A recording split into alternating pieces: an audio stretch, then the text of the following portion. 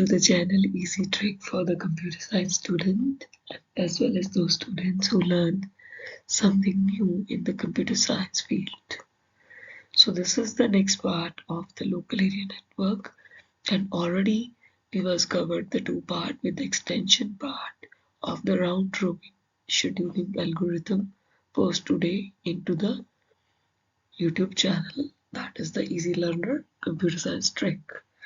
So the link available into the description box, the previous part, and if you don't see the previous parts, kindly click that link, and after that when you see that particular part at every video part previous part link available, kindly grab all the links properly, see all the videos thoroughly and grab good knowledge, and after that you will shift into that particular part. So in the previous part, we was discuss about the CSMA-CD network and the Aloha network. So firstly, we will cover about the Aloha network is the actually the packet radio network applicable to any shared medium, means कि आप किसी भी shared medium के ऊपर हो तो पैकेटली जो device attach होंगे इसके साथ उनको आप लेके जा सकते हो। जैसे इंटरनेट पे कोई काम भेज रहे हो आप छोटे छोटे पार्ट्स में, वो आ सकता है। इनिशियली इसको प्रपोज किया था हवान आइलैंड में सेवरल स्टेशंस, छोटे छोटे स्टेशंस में पार्ट को डिवाइड करके 1970s में स्टार्टिंग में किया गया था Norman Abramson of university of Hawaii की तरफ से। लेटर इसी डिज़ाइन से इंस्पायर्ड होके जो ईथरनेट का फीचर लोकल एरिया नेटवर्क बनाया गया वो अलोहा से ही इंस्पायर होके बनाया गया, क्योंकि डेटा लिंक लेयर जो होती है हमेशा जो सोर्स से डेटा डेस्टिनेशन की तरफ से भेजती है तो स्टेशन को फ्रेम में छोटे छोटे फ्रेम्स में डिवाइड करके भेजती है। और अगर कोलिजन अकर हो जाता है तो station maximum round trip time ले लेते हैं, क्योंकि अगर कोलिजन आ गया तो एरर कंट्रोल करके वो फ्लो कंट्रोल करके दोबारा से रीअसेंबली करेगी और नेटवर्क लेयर को डेटा देगी। और अगर कोई रीअसेंबली में उसको रिप्लाई बैक ऑलरेडी आ गया है, मींस अगर फॉर्मेट में 5 पैकेट्स है तो आपने 1 by 1, 1 by 2, 1 by 3, 1 by 4, 1 by 5 भेजे हैं, तो उसने 1 बाय 3, 1 बाय 4, 1 बाय 2 रिसीव कर लिया, बट 1 बाय 1 का कोई रिप्लाई बैक नहीं आया विद द फ्रेम्स पार्ट और 1 बाय 5 का कोई रिप्लाई बैक नहीं आया, तो वो रीअसेंबली किसकी करेगी? 1 बाय 1 की, 1 बाय 5 की। अगर कोई कोलिजन अकर हो जाता है तो स्टेशन फ्रेम सेंड दोबारा करेंगे। सेकंड पार्ट है कि स्टेशन जो है हमेशा मैक्सिमम राउंड ट्रिप टाइम पे चल रहे होते हैं, कि total round trip for example आप कुछ डाउनलोड करते हो तो टोटल टाइम अगर 10 मिनट का लिया है तो टाइम बढ़ रहा है तो राउंड ट्रिप स्टार्ट हो जाता है। आपके सामने पहले आया कि 2 मिनट 31 सेकंड में ये कंप्लीट हो जाएगा, फिर आया 2 मिनट 29 सेकंड में कंप्लीट हो जाएगा। कम हुआ टाइम डिक्रीज भी हो सकता है, इंक्रीज हुआ तो 5 मिनट 45 सेकंड पे चला गया, तो ऑटोमेटिकली वो राउंड ट्रिप टाइम चल रहा होता है because of round robin algorithms ही बना इसलिए था कि राउंड ट्रिप टाइम जो है वो यहाँ पे अकर करता रहे। और अगर इन केस कोई कोलिजन अकर ही नहीं होता, सब कुछ ठीक चल रहा है, वेटिंग टाइम रैंडमली चल रहा है, रिट्रांसमिशन फटाफट हो रही है और कोलिजन कोई नहीं आ रहा, तो फिर डेफिनेटली वो कोई इशू नहीं क्रिएट करता। बट मैक्सिमम चैनल यूटिलाइजेशन इसमें 18% रह जाती है, क्योंकि राउंड ट्रिप टाइम बार बार टाइम इतना बढ़ा देता है राउंड रोबिन का कि बार बार उसे ट्रांजिशन स्टेट से निकल के बार बार ready to waiting state, ready to waiting state, waiting to ready state enter करना पड़ता है। तो इसलिए इसकी चैनल यूटिलाइजेशन अगर हम देखें लोकल एरिया नेटवर्क पे अलोहा की तो बहुत ही कम है। सो 18% ओनली अलोहा की अपनी चैनल यूटिलाइजेशन है। इसी में एक पार्ट है स्लॉटेड अलोहा में। स्लॉटेड अलोहा में डिस्क्रीट इंटरवल्स होते हैं कि एक टाइम फिक्स कर दिया जाता है विद द सेंट्रल कंट्रोल कि इतने टाइम में इतना पार्ट जो है वो जाएगा ही जाएगा, और अगर नहीं जाता तो उसको बार बार वेटिंग में नहीं डाला जाएगा। सो सबको एक इक्वल टाइम दिया जाएगा। उसमें इक्वल टाइम नहीं दिया जाता क्योंकि कोई टाइम ज़्यादा ले लेता है, कोई टाइम कम ले लेता है। एवरेज टाइम राउंड रोबिन में भी हमने देखा किसी को राउंड ज़्यादा लेने पड़ रहे हैं कि आगे आप वीडियो देखिएगा ध्यान से कि अगर प्रोसेस उसके आगे भी है पीछे भी है तो उसे राउंड ट्रिप टाइम बढ़ाना पड़ रहा है, तो अलोहा वही काम कर रहा होता है। तो स्लॉटेड अलोहा क्या करता है कि उन्हीं पार्ट्स को सबको एक डिस्क्रीट लेवल पे टाइम इक्वल कैडेंसी में देता है। इक्वल कैडेंसी में टाइम शेयरिंग ऑपरेटिंग सिस्टम की हेल्प से लेके वो एक टाइम सेंट्रल क्लॉक में फिक्स कर देता है और ट्रांसमिशन बिगिंस हो जाती है from the slot boundary to till process जहाँ खत्म हो रहा है। जैसे P0, P1, P2, P3, P4 process है तो शॉर्टर टाइम पीरियड उठा के वो सबको राउंड ट्रिप पे डालेगा। इक्वल टाइम जब सबको मिल गया तो थोड़ा सा प्रॉब्लम सॉल्व होनी शुरू हो जाएगी और बर्स्ट टाइम, एवरेज टाइम कम लगेगा। अगर इन केस कोलिजन आ जाती है कहीं फ्रेम्स की तो फिर टोटल टाइम भी बढ़ सकता है। और अगर कोलिजन क्लैप्स नहीं करता कहीं ना कहीं तो पैकेट जो है वो बिगनिंग पे ही जो सेंड हो रहे हैं तो ठीक तरह से हो जाएंगे। और if a node has packet to send तो बिगिनिंग पे ही नेक्स्ट स्लॉट में एंटर हो जाएंगे। इफ कोलिजन अकर तो रिट्रांसमिशन स्टार्ट हो जाएगी। और प्रोबेबिलिटी की अगर हम बात करते हैं तो डेफिनेटली क्योंकि ये डिस्क्रीट इंटरवल पे है, स्लॉट्स को खुद टाइम स्लॉट्स को देता है शॉर्टर टाइम पीरियड से निकाल के प्रोसेस में हर बार टाइम चेंज होता है as per the scheduling algorithm of the time sharing. तो मैक्सिमम चैनल यूटिलाइजेशन इसकी उससे डबल होती है। अलोहा की 18% है because of round trip time बढ़ता रहता है तो इसमें डबल हो जाती है। बट ये भी स्लो है क्योंकि यूटिलाइजेशन अभी भी 37% है अपने नेटवर्क पे किसी को कोई ना कोई। अब ऑटोमेटिकली है कि जो टोटल टाइम है अगर वो प्रोपगेशन टाइम उससे बड़ा हो जाता है, टोटल टाइम जितना हम लेते हैं उतना ही प्रोपगेशन डिले ज़्यादा अगर जा रहा है तो ऑटोमेटिकली नंबर ऑफ कोलिजन्स भी उतने बढ़ते जाएंगे। तो फॉर्मूला क्या कहता है आपको कि जो टोटल टाइम है वो इक्वलेंट टू होना चाहिए अगर collision multiply by two times of propagation of time. Propagation of time is t and the power, उसकी बेस पावर आएगी p means the propagation time plus अगर हमारा टोटल टाइम कितना था वो भी काउंट होगा बीच में, प्लस उसमें हम काउंट करेंगे सिंगल पार्ट का टाइम। अगर प्रोपगेशन डिले में कोलिजन बार बार नहीं आ रहा तो इस फॉर्मूला में वैल्यूज पुट करके आपके पास जो वैल्यूज आएंगी उसको उससे पता लगेगा कि हाउ मैनी कंटेंशन स्लॉट्स अगर ज्यादा बढ़ रही हैं, अगर टोटल टाइम बहुत ज्यादा बढ़ गया एक्चुअल टाइम से तो वो वर्स्ट केस सिनेरियो में चला जाएगा। और अगर नहीं बढ़ता, सिंगल रहता है कि इक्वलेंट टू है टोटल टाइम प्रोपगेशन टाइम के, सिंगल टाइम में है तो आपको यहाँ पे भी पता लग जाएगा कि वो एक बेटर रैंडम टाइम ले रहा था और परसिस्टेंट मेथड बेटरमेंट में चला जाता है। और प्रोपगेशन टाइम अगर जीरो आता है तो कोलिजन अगर नहीं हो रहा तो आपको फॉर्मूला में एंटर करने की जरूरत नहीं पड़ेगी, आपको चेक करोगे तो टाइम इक्वलेंट ही आ जाएगा और जीरो निकल आएगा इसमें से। बेटर यूटिलाइजेशन जरूर है ये अलोहा की, बट हेल्प कर देता है उसमें कि आपका डिले कम। अगर हम आगे वाले पार्ट की बात करते हैं कि नॉन परसिस्टेंट है अगर, तो पहली बात है कि नॉन परसिस्टेंट सीसीएम में क्यों है हमारे पास। नॉन परसिस्टेंट का मतलब है नॉन अग्रेसिव ट्रांसमिशन एल्गोरिथम, कि जब ट्रांसमिशन जो नोड्स है it is ready to transmit the data and it senses the transmission medium is idle और busy, and if it is the idle it transmit immediately to that particular part, because if the channel is idle तो ये जरा सी भी wait नहीं करेगी और automatically उसमें send कर देगी। और अगर इसको आइडल नहीं मिल रहा तो ये कभी भी कंटिन्यूसली उस चैनल को सीज नहीं करती कि मुझे टाइम पीरियड दे दो। वेटिंग टाइम रैंडम पीरियड कोई नहीं होता इसमें, कोई प्रोपेगेशन डिले नहीं आता क्योंकि ये वेट ही नहीं करती उस चैनल की।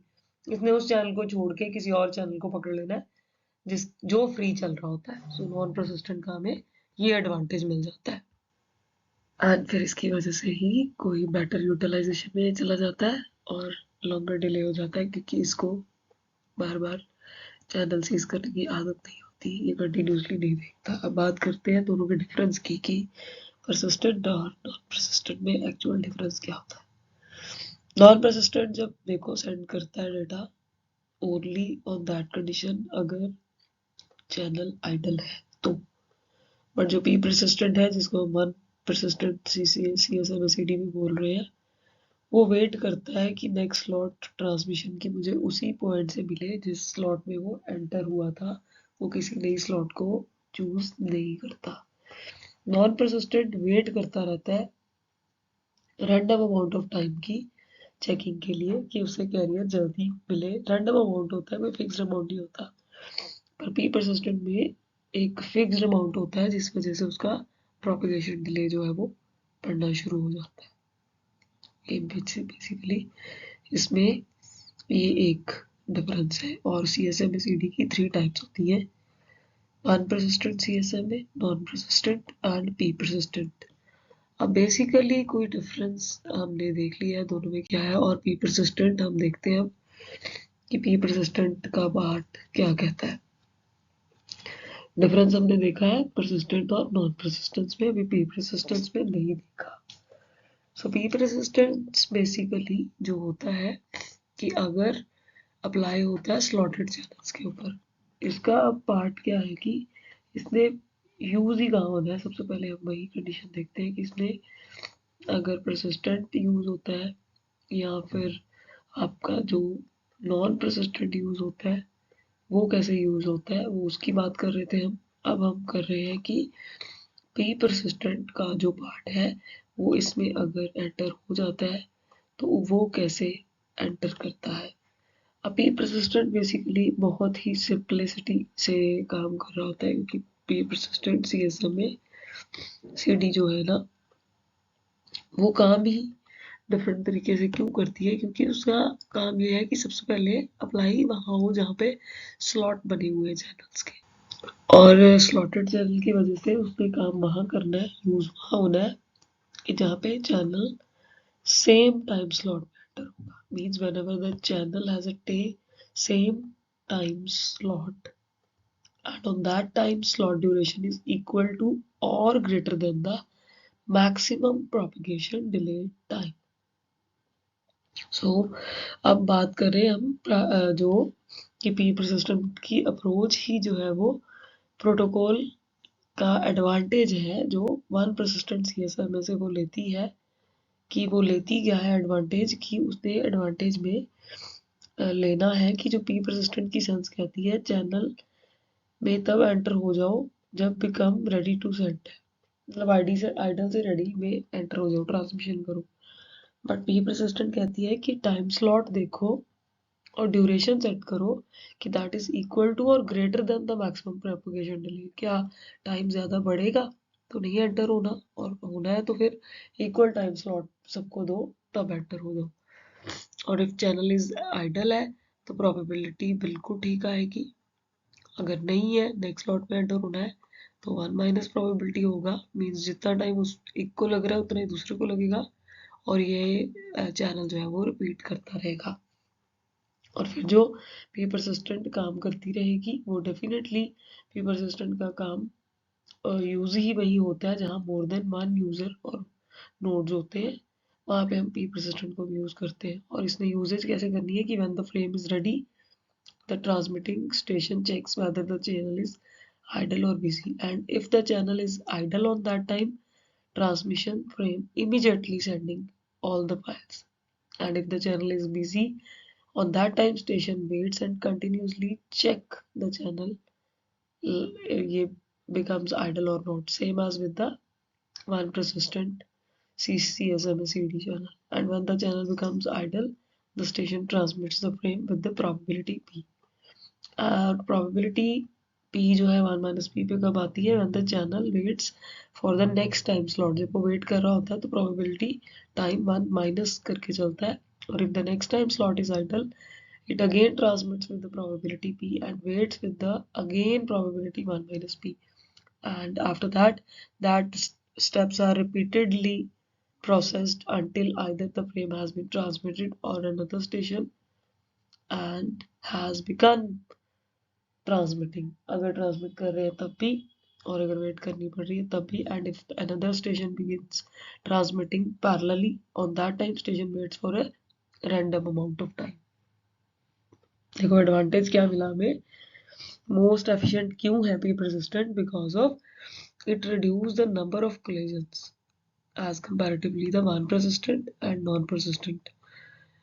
नॉन परसिस्टेंट तो डिफरेंट टोपोलॉजी पे है और हमारा ये वाला पार्ट जो होता है वो इस पार्ट पे होता है। और सबसे अब स्लो की बात करें तो जो अलोहा आया था वो, फिर सेटिंग करते हैं अगर पार्ट पे पर फ्रेम टाइम की, तो फिर आती है टर्न वन परसिस्टेंट CSM में सीडी की, सॉरी स्लॉटेड अलोहा की, देन नॉन परसिस्टेंट की, फिर नॉन परसिस्टेंट की, फिर पी परसिस्टेंट टॉप पे यूटिलाइजेशन में जाता है, क्योंकि ये वेटिंग टाइम पैकेट की बहुत कम करता जाता है।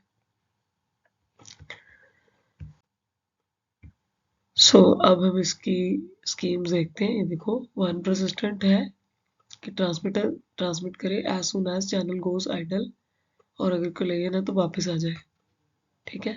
बट पी परसिस्टेंट क्या करता है, इक्वल टाइम स्लॉट को लेके एंट्री उसमें कर लेता है। तो जब एंट्री हो जाती है तो कॉन्स्टेंटली ये वेरिएबल डिले करता रहता है। ये वाला जो नॉन परसिस्टेंट है ना, ट्रांसमिशन ही तब करनी है जब आइडल है। जब बिजी है, random time repeating process collisions back of सब कुछ हो रहा है। बट पी परसिस्टेंट एक ऐसा पार्ट है जो ट्रांसमिट करता है as soon as channel goes idle with the probability, उसने पकड़ लेना है सारे चैनल्स को और टाइम स्लॉट सबको इक्वालिटी पे देते जाना है, और 1 माइनस पी प्रोबेबिलिटी टाइम को कर करके आगे की तरफ चलते जाना है। और ये इसी ही पार्ट में दिख रहा है कि ये तीनों इकट्ठे भी चल जाते हैं, कि अगर ये कंडीशन नहीं रेफर कर पाता तो कंडीशन चली जाती है नॉन परसिस्टेंट के बाद। अगर रैंडम टाइम बहुत बढ़ रहा है तो फिर पी परसिस्टेंट का काम शुरू हो जाता है। और यही इनका एक्चुअल डिफरेंस भी है जो आपको इस पर्टिकुलर स्लाइड में दिख रहा है। अब बात करते हैं कि CSMA-CD जो IEEE 802.3 इथरनेट की बात करता है कि इथरनेट पे एंटर होता है। डेफिनेटली इथरनेट पे भी ये एंटर होता है, क्योंकि as in the one persistent CSMA slotted channel के साथ भी चल जाता है, और मीडियम आइडल चेक करता है, देखता है और ट्रांसमिट करता है। CSMA कोलेजन भी हैंडल कर लेता है, इनसे एफिशिएंट टू कंप्लीट है, क्योंकि कोलेजन अगर पैकेट ज़्यादा आ जाते हैं फिर नहीं कर सकता, बट अगर कम होते हैं तो फिर डेफिनेटली रैंडम वेटिंग टाइम के साथ बैक ऑफ करके मल्टीपल टेक्निक्स को अपनी को यूज़ करके परसिस्टेंट की आगे एंटर कर जाता है। और CSMA-CD का एक्चुअल ऑपरेशन क्या होता है कि as per the time there are 4 machines और 3 की टाइमिंग 2 T0 से हम स्टार्ट कर रहे हैं, T0 T1 T2 T3 transmission time है। ए ने ट्रांसमिशन स्टार्ट की है, अभी ट्रांसमिशन हो रही है, आगे सी की स्टार्ट हो गई है और सिग्नल बस पे एंटर हो चुके हैं। देखिए, क्योंकि ये ट्रांसमिशन कर रहा है और प्रोसेस में उसको एंट्री मिल गई है, T1 को भी T2 पैरेलली कर रहा है, सी के आगे एंट्री चल रही है, फिर T3 भी पैरेलली कर रहा है। तो सोर्स टू डेस्टिनेशन आ भी रहे हैं, यहाँ से यहाँ जा रहा है, फिर इधर से इधर वापस भी आ रहा है। तो राउंड रॉबिन भी एंट्री हो जाती है और ऑपरेशंस भी पैरेलली हमारे CSMA-CD की हेल्प से चल पड़ते हैं विद द परसिस्टेंट वैल्यू। अब बात करते हैं बाइनरी एक्सपोनेंशियल बैक ऑफ क्या होता है। रैंडम टाइम वेटिंग टाइम जब बढ़ता रहता है तो कैसे लेता है। देखिए, अगर mean time waiting time double हो जाता है तो 10 ट्रांसमिशन आप अटेम्प्ट कर रहे हो तो after first collision waiting time 0 या 1 स्लॉट पे रैंडमली सिलेक्ट होगा, और अगर सेकेंड टाइम वही कोलिजन सेम फ्रेम पे आ गया तो फिर 2 भी सिलेक्ट हो सकता है, 3 भी हो सकता है। और अगर मतलब टाइम बढ़ता जा रहा है तो 2 raise to power i minus 1 की कितनी बार, i मीन्स कितनी बार, 1 टाइम एंटर हुआ स्लॉट में कोलिजन आया, 2 टाइम हुआ आया, 3 टाइम हुआ आया। तो ये फिक्स करता है कि 1023 टाइम्स भी अगर रेपिटेशन हो जाती है बाइनरी एक्सपोनेंशियल के हिसाब से तो तब भी वो उसको ऑटोमेटिकली यहाँ पे डिले को रोकेगा और उसको किसी और प्रोपगेशन टाइम पे डाल के जो small amount of time waiting station में डालना होगा। तो परसिस्टेंट की पार्ट इसलिए बना हुआ है कि 1 स्लॉट टाइम मैक्सिमम होता है, राउंड ट्रिप डिले होगा तो 50 माइक्रोसेकंड्स टू 10 मेगाबिट्स पर सेकंड में आ जाएगा। और अगर इथरनेट होगा तो इथरनेट किसी और तरह से वर्क करता है, वो बाइनरी बैक ऑफ को यूज नहीं करता। इथरनेट का जो बेसिकली कनेक्शन होता है वो CSMA-CD का डिटेल्ड कंटेंशन पीरियड होता है जिसमें वो एंटर करता है। सो CSMA-CD का डिटेल्ड कंटेंशन पीरियड हम पढ़ेंगे in the next tutorial. So if you have question regarding any persistent part and any query, kindly comment into the comment box. Reply will be given definitely within the 24 hours. and the next tutorial uploaded by tomorrow with the CSMACD details contention periods with the local area network. And if you feel that the channel is really helpful to all of you, kindly share with your friends. So the next tutorial will be uploaded definitely by tomorrow. Till then, take care. Thank you. God bless you.